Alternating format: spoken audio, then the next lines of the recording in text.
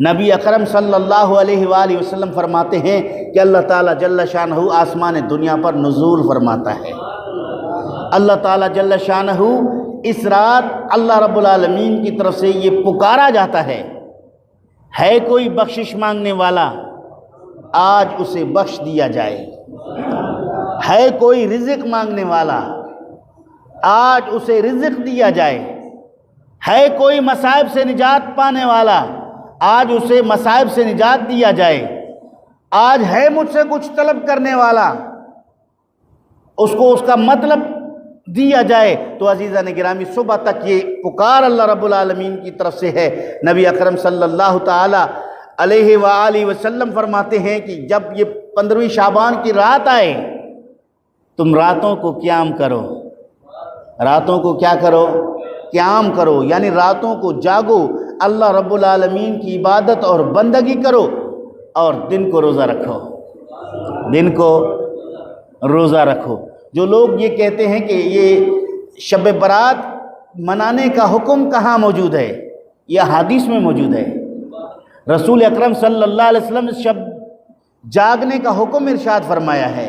15ویں شعبان کے دن روزہ رکھنے کا نبی اکرم صلی اللہ علیہ وسلم حکم فرماتے ہیں، اور شعبان کے متعلق نبی اکرم صلی اللہ علیہ وسلم نے فرمایا کہ شعبان شہری و رمضان شہر اللہ، شعبان میرا مہینہ ہے، یہ رمضان اللہ کا مہینہ ہے۔ حضرت ام المومنین عائشہ صدیقہ رضی اللہ تعالی عنہ ارشاد فرماتی ہیں کہ نبی کریم صلی اللہ علیہ وسلم کثرت کے ساتھ شعبان میں روزہ رکھا کرتے تھے، کثرت کے ساتھ۔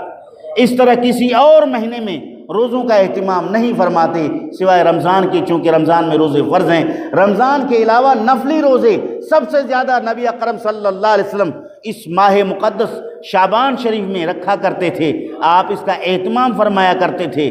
اور تاریخ اسلام میں قدیم مسلمانوں کے ہاں یہ معمول رہا کہ شعبان میں قاری قرآن مجید کی کثرت کے ساتھ تلاوت کرتے تھے، کثرت کے ساتھ قرآن مجید کی تلاوت کرتے تھے، اور اس کثرت تلاوت کی وجہ سے اس مہینے کو قاریوں کا مہینہ قرار دیا گیا، تلاوت کا مہینہ قرار دیا گیا، قرات کا مہینہ قرار دیا گیا۔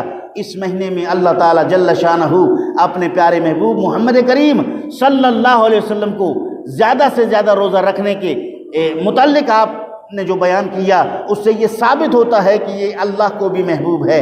یہ رجب اور رمضان کے بیچ میں جو شعبان کا مہینہ ہے، یہ رحمتوں کا مہینہ ہے، یہ برکتوں کا مہینہ ہے۔ اور 15ویں شعبان کے متعلق علماء محققین یہ فرماتے ہیں، لیلۃ القدر کے بعد سب سے افضل ترین رات اگر کوئی ہے تو شب برات کی ہے۔ لیلۃ القدر سے بعد میں جو فضیلت جس رات کو حاصل ہے، وہ یہی رات شب برات ہے، جو شب برات میں جاگ کر اللہ تعالیٰ جل شانہ کی بارگاہ میں لوگ گڑ گڑاتے ہیں، دعائیں مانگتے ہیں، بخشش کے لیے عرض کرتے ہیں، اللہ تعالیٰ جل شانہ اس کو بخش فرما دیتا ہے۔ نبی اکرم صلی اللہ علیہ وآلہ وسلم سے پوچھا گیا کہ آپ شعبان شریف کے مہینے میں نصف شعبان میں قیام کیوں کرتے ہیں اور روزہ کیوں رکھتے ہیں؟ آپ صلی اللہ علیہ وآلہ وسلم نے فرمایا کہ اللہ تعالیٰ جل شانہ اس مہینے کے اسی رات کو اپنے بندوں کے مقدر کا فیصلہ فرما دیتا ہے۔ جب میرا فیصلہ کیا جائے تو میں اللہ کے ذکر کرنے والے بندوں میں شامل کیا جاؤں، میں اللہ رب العالمین کی رضا میں روزہ رکھنے والوں میں شامل ہو جاؤں۔ یہ مجھے پسند ہے کہ میرا حساب و کتاب ہو تو غافلوں میں نہ ہو، عابدوں میں ہو، قائموں میں ہو اور صائموں میں ہو۔ تو عزیزان گرامی، یہ ساری فضیلتیں رسول اکرم صلی اللہ علیہ وسلم کے فرمان سے ثابت ہیں۔ ام المومنین عائشہ صدیقہ رضی اللہ تعالیٰ عنہ فرماتی ہیں، ایک دفعہ میں نے اپنے قریب نبی کریم صلی اللہ علیہ وسلم کو نہیں پایا، میں آپ صلی اللہ علیہ وسلم کی تلاش میں نکلی، میں نے دیکھا کہ آپ جنت البقیع قبرستان میں کھڑے ہیں، قبرستان میں کھڑے ہیں، اللہ رب العالمین کی بارگاہ میں نبوت والے ہاتھ اٹھائے ہوئے دعا مانگ رہے ہیں۔